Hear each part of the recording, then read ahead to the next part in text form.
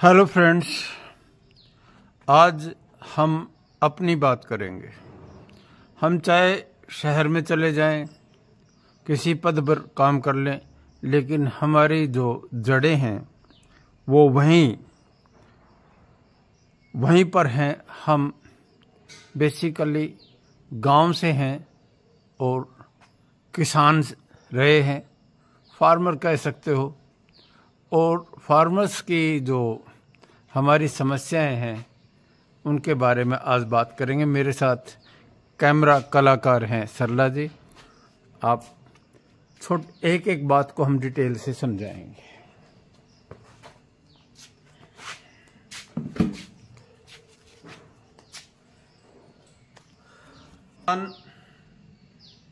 Farmer, कृषक, जमींदार जो भी खेती के साथ जुड़े हुए हैं, पशुपालन और इसके साथ दूसरी आर्थिक क्रियाएं हैं, जैसे मुर्गी पालन है, मछली का पालन है, आजकल और दूसरे काम भी हो गए हैं। यानी agriculture is an economic activity combining both the growing of crops and husbanding of livestock. ये बड़ी मोटी सी एक परिभाषा दी जाती है एग्रीकल्चर की। भारत की अगर आर्थिक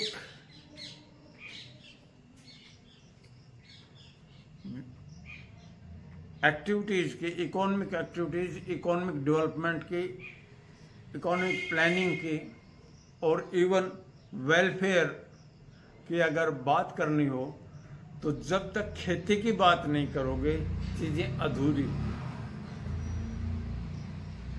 खेती का यद्यपि कंट्रीब्यूशन कम कम कम कम और कम होता जा रहा है। जो 53% था वो अब लगभग 10-11% रह गया। आबादी भी, हिंदुस्तान की टोटल पॉपुलेशन है उसका पहले 75% एग्रीकल्चर और एग्रीकल्चर से जुड़ी हुई एक्टिविटीज के साथ जुड़ा हुआ था, अब 60% के आसपास हो गया। लेकिन ध्यान रहे, पॉपुलेशन बहुत बढ़ गई है। ये जो आंकड़े हैं, जैसे 100 करोड़ थी उस समय लगभग 60 करोड़ पॉपुलेशन एग्रीकल्चर के साथ जुड़ी हुई थी। अब हम 150 हो गए हैं, तो लगभग 75 to 80 करोड़ लोग एग्रीकल्चर और एग्रीकल्चर के साथ जुड़े हुई एक्टिविटीज के साथ जुड़े हुए हैं। सबसे पहले ये बात बता दें, दुनिया के नक्शे के ऊपर कहीं पर भी आप देख लें, जो भी कृषि प्रधान देश है वो विकसित देशों की गिनती में नहीं आता। हो सकता है वहां दूसरी चीजें जरूरी है। हमको फूड ग्रेन्स में आत्मनिर्भर होना चाहिए, क्योंकि जब संकट होता है, विशेष तौर से जब वार होते हैं, उस समय ये एक बहुत जरूरी चीज है कि फूड ग्रेन सफिशिएंट है। और कोरोना के समय हमने देख लिया, नोटबंदी के समय भी हमने देख लिया, हम फूड सफिशिएंट थे तो हमारे बहुत बड़े संकट को एक तरह से हम मुकाबला कर सके। बात मूल मुद्दे पर लेके आते हैं। जमींदार, किसान और कृषक की क्या स्थिति है और इसका आज के समय में एक शीशे की तरह दिखाना जरूरी हो गया है। इस चीज आज के अखबार में ही छपा है, मैं आपको अभी दिखाता हूं। अगर आप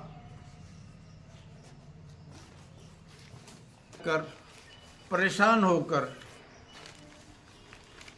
फर्टिलाइजर के लिए संघर्ष करना पड़ रहा है,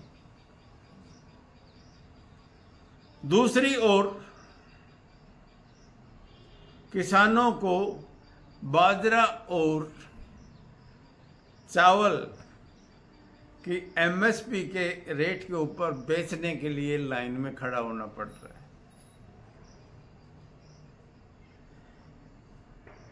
3-4 चीजें हैं। एक वैगरीज ऑफ मानसून, ये कुदरत की मेहरबानी है, अल्लाह मेहरबान था, भगवान की कृपा हुई, इस बार बारिश खूब हुई।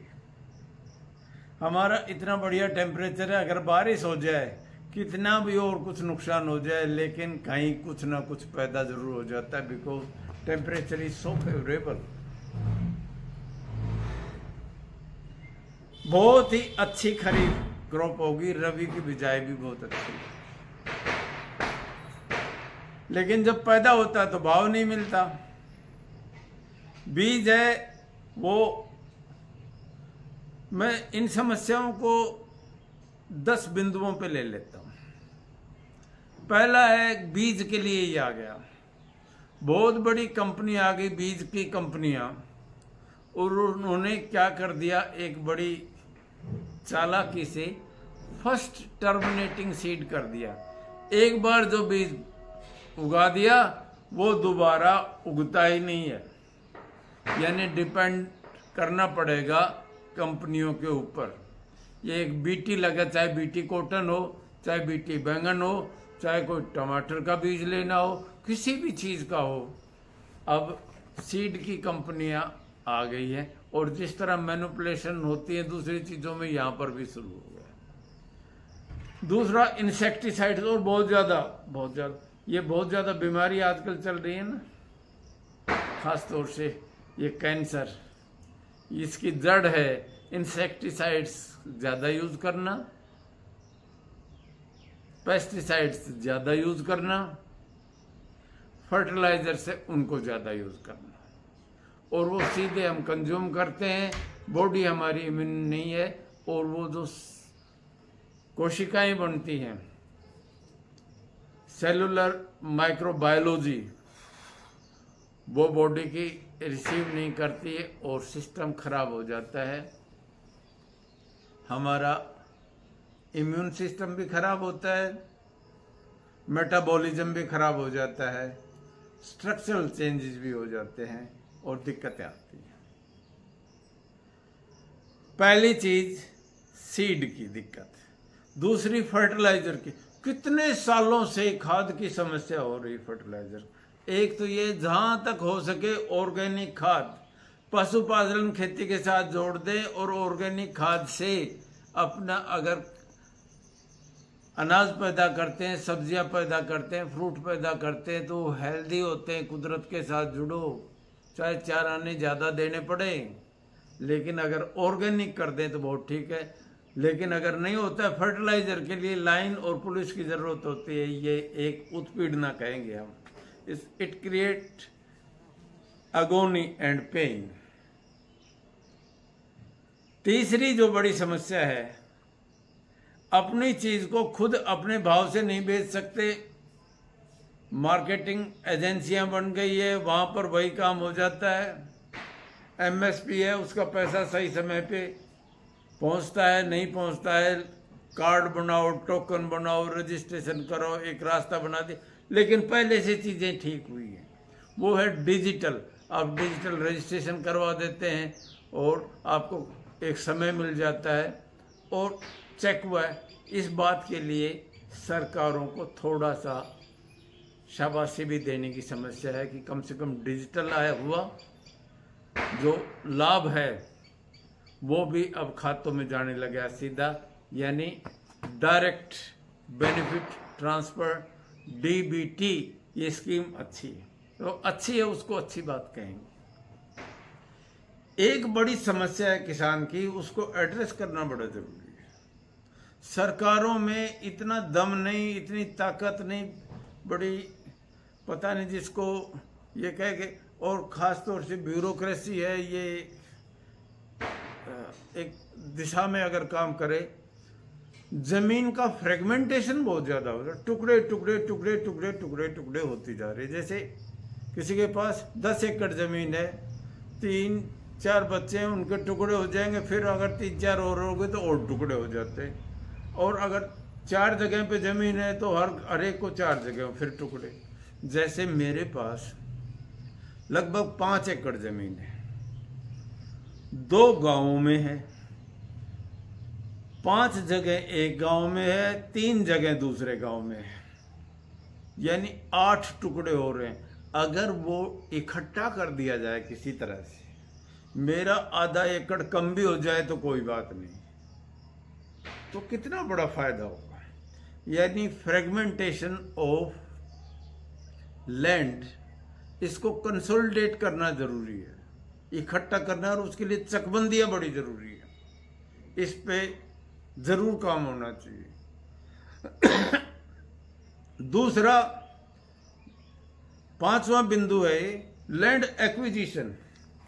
ये बहुत बहस हो चुकी, और ये समझो कि इससे बड़ी नालायकी कुछ नहीं हो सकती। किसी का खेत चौकोर है, उसके एक कोने से ऐसे निकाल देंगे, खेत के 2 टुकड़े हो गए, उसका रास्ता भी बंद होगा। जैसे मेरे 2 खेतों पे पास से 77 में कैनाल निकल गई थी, एक का कंपनसेशन मिल गया, एक का अभी तक कंपनसेशन नहीं मिला है। एक पार्टनर और थे, उसी में इकट्ठा खाता था, रास्ता भी बंद हो गया, नहर भी आ गए। 77 से अब तक हमारा आधा एकड़ जमीन जा भी गई, पैसा भी नहीं मिला, खेत का भी हो गया, रास्ता भी बंद हो गया। दोवाड़ा गांव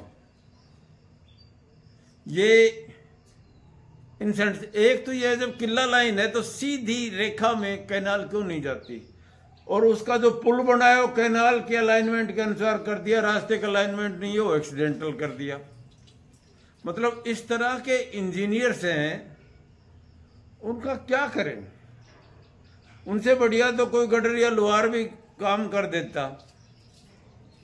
ये लिपर करते फिरते हैं, निगाह रहती है कि सीमेंट को खा जाए, इसको खा जाए, सरिये को उड़ा दिया। एक सीधी बात है, रास्ते का अलाइनमेंट अगर वहां पुल नहीं बढ़ाओ तो लोग जाके नहर में गिरेंगे, और रिस्पॉन्सिबिलिटी फिक्स नहीं होती, लोग रिटायर होके पैसा भी ले गए। यानी बिल्कुल कॉमन सेंस की जो बात होती है वो भी मिसिंग है। एक और बड़ी बात वो है, पहले से ऑफ कोर्स चीजें ठीक हुई हैं, लेकिन फिर भी सबसे बड़ा फैक्टर है जो, और आगे का सोच भी लेना, मेट्रोलॉजी आजकल मौसम है उसकी जानकारी पहले हो जाती है, नहीं तो फसलें बहुत बर्बाद भी हो जाती थी, अनाज भी खराब हो जाता। मौसम का अगर पहले से जानकारी हो, कितना पानी की जरूरत है, क्योंकि irrigation is the mother factor, और मदर फैक्टर है आपका सीड भी, आपका फर्टिलाइजर भी, इंसेक्टिसाइड्स भी, सारी चीजें तब काम करेंगी जब अश्योर्ड सप्लाई ऑफ वाटर होगा। ट्यूबवेल और कैनाल से 2 जगह से आर्टिफिशियली आप कर सकते हो, तो इसके साथ कैनाल इलेक्ट्रिसिटी बिल्कुल जुड़ी हुई है। ज्यादा पानी जमीन से निकाल के जमीन में पानी की कमी कर दी, क्योंकि अंडरग्राउंड वाटर की क्वालिटी, डेप्थ और क्वांटिटी, जो एक्वीफर बना हुआ है जहाँ पानी जमा है, ये 3 चीजें जरूर देख ले। और पानी की क्वालिटी, बहुत बड़ा ऐसा इलाका हो गया जब पानी ज्यादा दे के सेम कर दिया, वहां कुछ भी पैदा नहीं होता। जो रेतीला इलाका है वो फिर भी थोड़ा बचा हुआ है, बाकी दूसरी जगह तो कुछ भी पैदा नहीं होता। ये ध्यान दें कि जमीन की क्वालिटी है, उसके अनुसार क्रॉप, और उतना ही पानी दें। इस समय बड़ी बाढ़ आई है, किसानों की बड़ी दिक्कतें हो गई। जैसे कश्मीर का सेब है, वो ट्रक खड़े हुए थे, बहुत फंसे हुए थे, नहीं पहुंच पाया, यहाँ मार्केट में पहुंचा तो इस बार टमाटर और प्याज से भी सस्ता सेब बिक रहा था। अब किसान को कैसे आप लोग पैसा दे पहुंचेगा, एमएसपी भी पता नहीं दी जाएगी। ये दिक्कतें, लॉजिस्टिक फास्ट हो, ऑल वेदर रोड्स होनी चाहिए, रेल कनेक्टिविटी बहुत है, ट्रक वहीं की वहीं रेल में लोड हो जाना चाहिए था। जहाँ प्रोड्यूस है और जहाँ कंजम्पशन है वहाँ तक लॉजिस्टिक बड़ी, जितनी फास्ट करेंगे उतना ठीक है। और ये 7वां बिंदु है, बहुत बड़े आपने कोल्ड स्टोर के स्टोर बना देने चाहिए। यहाँ इन्वेस्टमेंट की जरूरत है। यहाँ कॉरपोरेट सोशल रेस्पॉन्सिबिलिटी में भी बड़ी बात आई है कि कोल्ड स्टोर बनाओ, बहुत थोड़ी सब्सिडी भी दी है। लोग करते क्या है, वो कोल्ड स्टोर बनाते हैं, उसके बहाने CLU ले लेते हैं। ये कि CLU को बार बार कह रहे ये एक ऐसा गोरख धंधा है, इस बिंदु पे भी आएंगे। वो उसको करके और उसका फिर लैंड यूज चेंज हुआ और फिर और कामों पे लगा लेते हैं उसको। कोई कुछ उसमें कर देता है, कोई ये अगर लाभ नहीं पहुंचते तो किसानों के लिए दिक्कत होती। उसका उसने जो पैसा लिया हुआ है, मशीनरी पे बहुत खर्च हो जाता है, प्रोड्यूस का सही समय पे पैसा नहीं। अब एक काम तो हुआ है, बैंकिंग सेक्टर मजबूत होने से साहूकारों से तो पीछे छूट गया। ये जब तक साहूकारी थी गांव में तो लोगों के छप्पर के ऊपर फूस नहीं पड़ता था। कुछ तो ये पलायन करके शहरों में आ गए और कुछ बैंकिंग सिस्टम हो गए तो कम से कम किसान प्रोस्परस हो गए। हरियाणा में विशेष तौर से मैं कहता गांव में और यहाँ के टाउन्स में स्टैंडर्ड ऑफ लिविंग और रीच में कोई ज़्यादा फर्क नहीं है, एक जैसा ही है गांव और शहर। ये बहुत बड़ी बढ़िया बात हुई। एक तो इंडस्ट्रियलाइजेशन की मेहरबानी है, इतनी ज़्यादा जगह पर उद्योग आ गए हैं साथ लगते हुए। जैसे हमारे धारूहेड़ा है, भिवाड़ी है, बावल है, नीमराना है, गुड़गांव है, मानेसर है, दिल्ली है, नोएडा है, सोनीपत है, खरखोदा आ गया। यानी एक तरह से सारा का सारा इंडस्ट्री है वो आधे हिस्से के ऊपर बढ़ती जा रही है और लोगों को रोजगार मिला है और प्रॉस्पेरिटी है। इसके साथ जुड़ी हुई एक चीज होगा, ये है जमीन का अधिग्रहण। बिंदु नंबर 8, ये बड़े कमाल की चीज है। भूमि अधिग्रहण, प्रॉपर्टी डीलर, ब्यूरोक्रेट्स, राजनेता, बिल्डर्स, दलाल, कोर्ट में जो इस काम के लिए जुड़े हुए जो चीजें, वो सब लोगों की गिद्ध की तरह से एक निगाह है। एक फ्रांसिस बेकन की एक लाइन आती है ऑफ रिचेज में कि अगर आप बहुत बड़े अमीर हैं और अगर आपका वारिस काबिल नहीं है तो ये समझो कि गिद्धों के बीच में आ गए हैं, उसको गिद्धों के बीच में। यानी अगर आपके पास संपत्ति है तो आपको ताकतवर होना बड़ा जरूरी है। किसान के पास जमीन एक संपत्ति है, लेकिन वो उसका उपयोग जैसा वो चाहे वो नहीं कर सकता।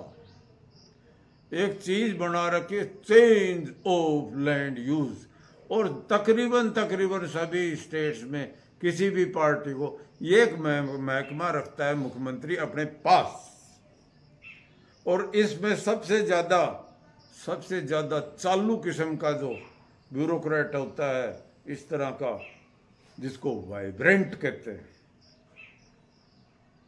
उसको रखते हैं। और जो झेला, गोलमाल, अटकी सटकी इसमें होती है और कहीं पर भी नहीं।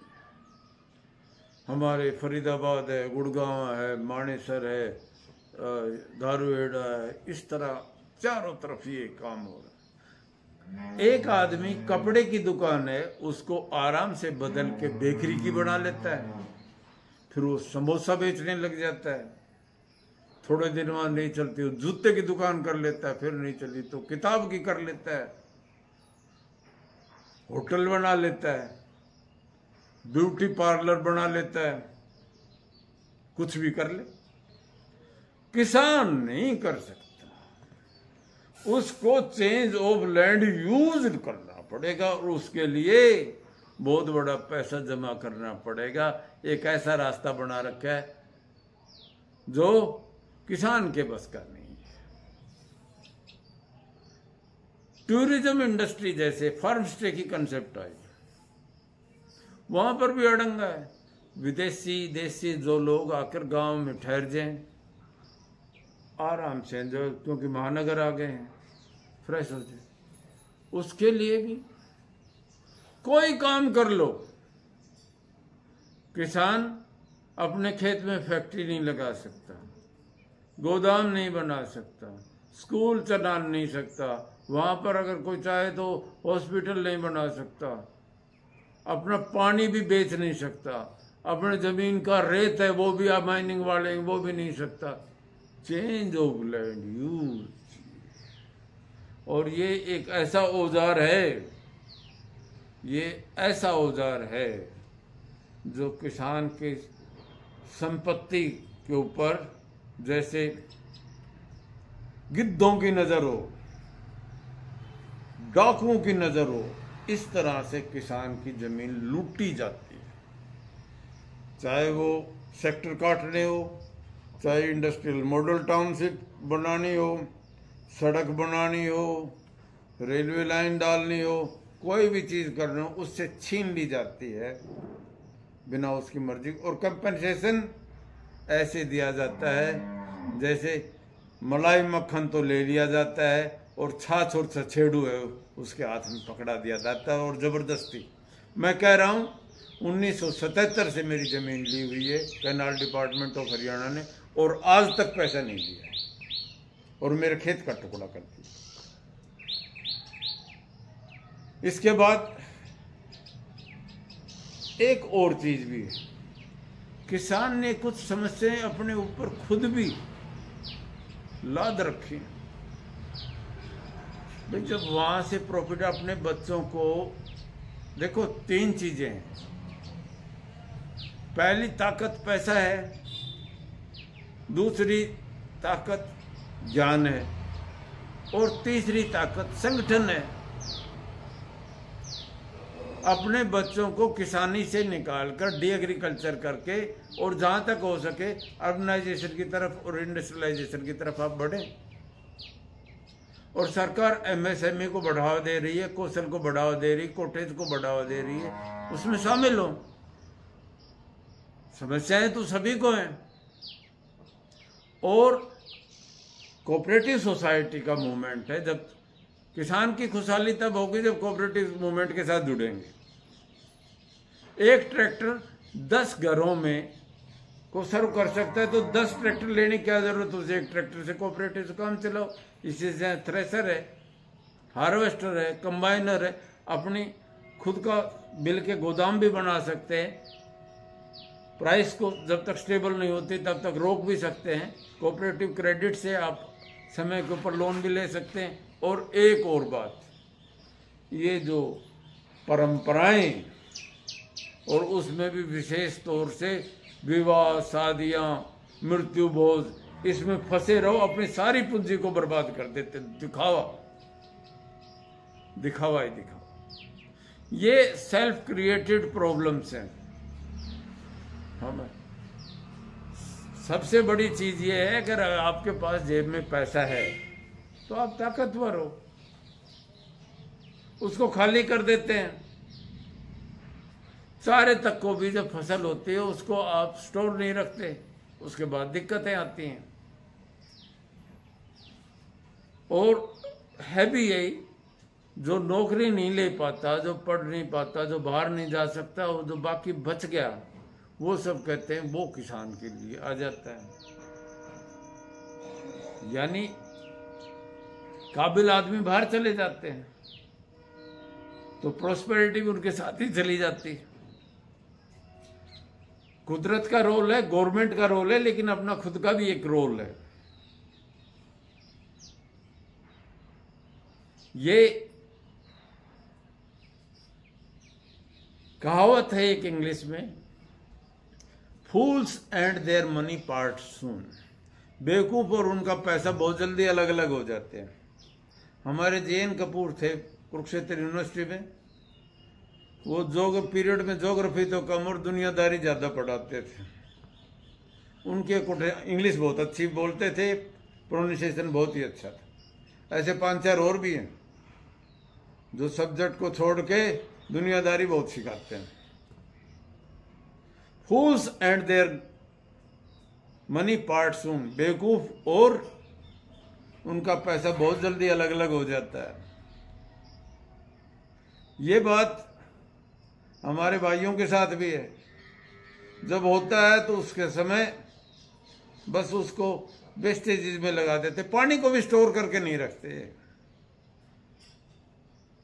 अब रेन वाटर हार्वेस्टिंग की आ गई है और सब्सिडी भी है, नहीं करते। पानी को स्टोर करके रखो।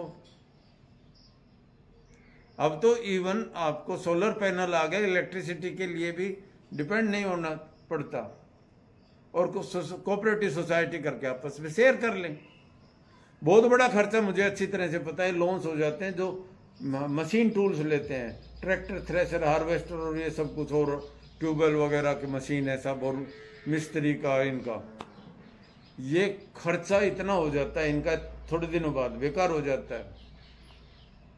एक तो गवर्नमेंट ने कर रखा है कि एक मशीन है, ट्रैक्टर चल रहा है, डीजल की गाड़ी है, तो 10 साल बाद जब उसका लोन उतरता है तब तक उसके बाद उसको चलने ही नहीं देते। भाई अगर कोई चीज पुरानी है, अच्छी चल रही है, अगर किसी का माँ बाप 80 साल का और हेल्दी है, तो उसको जैसे गाड़ी को मार्केट से बाहर कर देते हैं, उसके साथ क्या करना चाहिए ना। अगर अच्छी गाड़ी चलने दो उसको। हिंदुस्तान का पैसा है, हिंदुस्तान के आदमी ने लिया है। टैक्सी ड्राइवर्स के साथ बड़ी दिक्कत है, 10 साल में बेचारा वो किस्त चुका पाता है, उसके बाद उससे गाड़ी नहीं चला सकता, उसको तो कर दिया 12 बाट। हमें फेस ऑफ द प्रॉब्लम तो देखनी पड़ेगी। इससे ज्यादा क्या होगा, किसान इतने नंबर ऑफ किसान सुसाइड कर जाते जितने युद्ध में नहीं मरते, उससे ज्यादा कुंभ के बेड़े में मर जाते हैं, किसान आत्महत्या कर जाते हैं। ये जागरूक सरकारों की बातें थोड़ी है। वेलफेयर गवर्नमेंट का काम है लोगों की प्रॉब्लम्स को एड्रेस करें और मॉनिटर करें। किसान से अगर उसकी जमीन छीनते हो उसका कंपनसेशन दे, अगर टैक्स लेते हो तो भूमि सुधार भी करें, कंसोलिडेशन भी करें, फ्रेगमेंटेशन को भी रोकें। अगर किसी के पास जमीन का ओनरशिप है, छोटी सी परमिशन के बाद वो जो कुछ करना चाहे उसको, जो कानूनी तौर से ठीक हो, जो समाज के काम, अगर वो स्कूल चलाना चाहता है, हॉस्पिटल चलाना चाहता है, और कुछ प्रोड्यूस करना चाहता है, फैक्ट्री लगाना चाहता है, चलाने दे उसको। उसको फंसाए रखा है ताकि कोई काम ना कर ले। ये समस्याएं, क्योंकि मैं बेसिकली, हालांकि मेरे पिताजी, हम सभी तकरीबन सर्विस सेक्टर में, लेकिन हमारा दर्द तो वहीं पे है। हमारे खून में तो वही चीजें, अगर अकाल पड़ता है तो चाहे हमारे जेब में हो, लेकिन हमको दर्द जरूर होता है कि हमारे भाई हैं, वो परेशान हो रहे होंगे। अगर किसी का अनाज की प्राइस नहीं मिलती, वो खराब हो जाता है, तो दर्द की बात है। ये समस्याएं 10 के आसपास मैंने बताई हैं, फिर मैं गिना देता हूँ। अश्योर्ड सप्लाई ऑफ वाटर होनी चाहिए, इरिगेशन का इंतजाम करें, इसमें इन्वेस्टमेंट की ज़रूरत है। बहुत बड़ा कॉरपोरेट का पैसा 25 लाख करोड़ रुपए माफ़ हो गया, लेकिन कैनास, विशेष तौर से मैं पहले भी बता चुका, अगर आप देश की नदियों को जोड़ देते हो तो सूखा और बाढ़ से निजात मिल जाएगी। दूसरी बात, किसान को बीज और खाद समय पर और उचित भाव पर मिल जाना चाहिए। तीसरी बात, उसका जो भी प्रोड्यूस है एमएसपी पूरी देके उसके अकाउंट में सीधा पैसा हो जाना चाहिए, उसको लाइन में ना लगना पड़े। ये जो पुलिस के साथ मिलाकर और खाद जो बट रहा है, ये अच्छी बातें नहीं है। चौथी बात, बड़े बड़े स्टोर्स पैदा कर दें, इसमें इन्वेस्टमेंट की ज़रूरत है, ताकि एग्रीकल्चर का जो भी प्रोड्यूस है, फल है, सब्जियां हैं, अनाज है, वो खराब ना हो। जो प्रोड्यूस हो गया उसको मार्केट में भी और कंज्यूमर तक पहुंचाए। लॉजिस्टिक की कॉस्ट, फास्ट लॉजिस्टिक, गांव तक रूरल रोड्स को बढ़ा दें और लॉजिस्टिक की कॉस्ट को कम करें, ताकि भाव ठीक मिल सके, एक जगह से दूसरी जगह चीजें जा सके। फ्रेगमेंटेशन यानी चकबंदी को तेजी से लागू करें हर जगह। और आजकल तो डिजिटल हो गया, ऑनलाइन हो जाती सारी चीजें, वो करे। एक किसानों से मेहरबानी है, ये जो अपने पैसे को बेकार के दिखावे में करते हैं, इन चीजों से बचें। ये दिखावे में कुछ नहीं रखें, सिस्टम को ऐसा बनाएं कि विवाह में, शादी में और चीजों में, उत्सव में ज्यादा पैसा वेस्ट ना करें। CLU नाम की चीज है, उसको बहुत ढीला करें, ज्यादा सख्ती दिखाने की जरूरत नहीं है। जो काम करना चाहे उसको काम करने दें। ईज ऑफ डूइंग वर्क, रोजगार जो पैदा करता है देश के कानून के अनुसार, देश के संविधान के अनुसार, उसकी मदद करें। और लोन देना और लोन की रिकवरी में मानवीय पक्ष को जरूर देखें। किसानों के साथ मिलकर कोऑपरेटिव सोसाइटी को विकसित करें ताकि लोगों में सहभागिता बढ़े, साझापन बढ़े, भाईचारा बढ़े, ज्यादा मशीनों के ऊपर खर्चा ना करना पड़े, एक दूसरे की सुख दुख में शामिल हों। कोऑपरेटिव मूवमेंट को बहुत बढ़ाएं